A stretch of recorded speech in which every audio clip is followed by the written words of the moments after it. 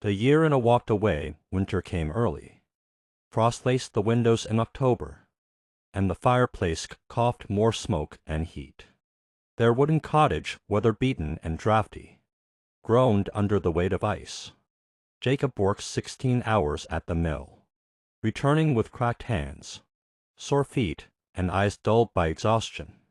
Still, he smiled when he stepped through the door until he saw the disappointment in Anna's eyes. Their 3 children, Noah, 7, Clara, 5, and baby Ellie ate soup made mostly of water and went to sleep with hollow stomachs beneath patched quilts. Anna had once believed in happy endings. She grew up dreaming of bright kitchens, warm bread, and a life where love brought comfort, not struggle. Jacob had wooed her with patience, poems, and promises, but dreams faded fast when bills piled up and hunger came knocking. Poverty clung to her like a wet cloak. The noise of crying children, the silence of unpaid bills, and the ache of her own and met hopes eroded her love until it felt like a memory. The morning she left, Nellie was feverish. Jacob had skipped breakfast again. Anna's boots crunched the frozen earth as she walked away before dawn, her breath fogging the air. She didn't look back, not because she was strong, but because she was afraid she might turn around. She left no note, just her scent on the baby's blanket and silence. Jacob was shattered, but never let the children see it. He worked longer hours, took odd jobs, grew vegetables in the yard, and found creative ways to make ends meet.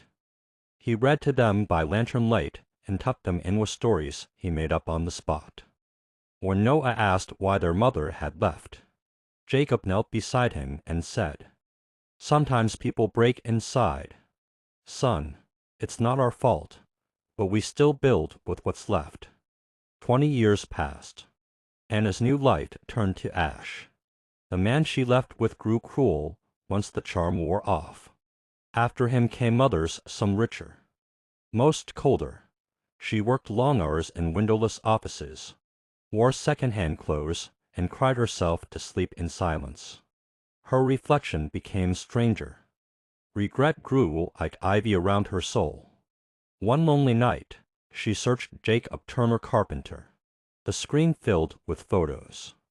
There he was, older but smiling, standing with 2 grown children. Noah looked strong, Clara graceful. Ellie cradled a baby Anna's grandchild. She wept until morning. When she returned to the town, it felt like walking through a faded dream. The roads, the trees, the shop signs, all smaller now. She stood across the street from Jacob's workshop. Hidden beneath a worn scarf, he was inside, laughing with customers. The sound struck her like a distant bell. She wanted to run to him, but she stayed rooted in place, tears stinging her eyes. Later, she wandered to the town park. Children played on modern swings, but the oak tree she remembered still stood. On a bench beneath it sat a young woman with a boy in her lap. "Clara," Anna said, her voice cracking. Clara turned slowly, her eyes familiar, cautious, locked onto Anna's. She stood up, protective and readable. "It's me, your mother," Anna said, trembling. "I don't want anything. I just wanted to see you, to say I'm sorry." Clara's lips pressed into a line. Then she looked down at the boy. "This is Jacob," she said, "named for the man who stayed." Anna's knees weakened. "I was scared. I thought I was escaping pain, but I left everything good behind. I don't know if I can forgive you." Clara whispered, "But you can't. Talk. Maybe we can start with that." And for the first time in decades, Anna felt something like warmth.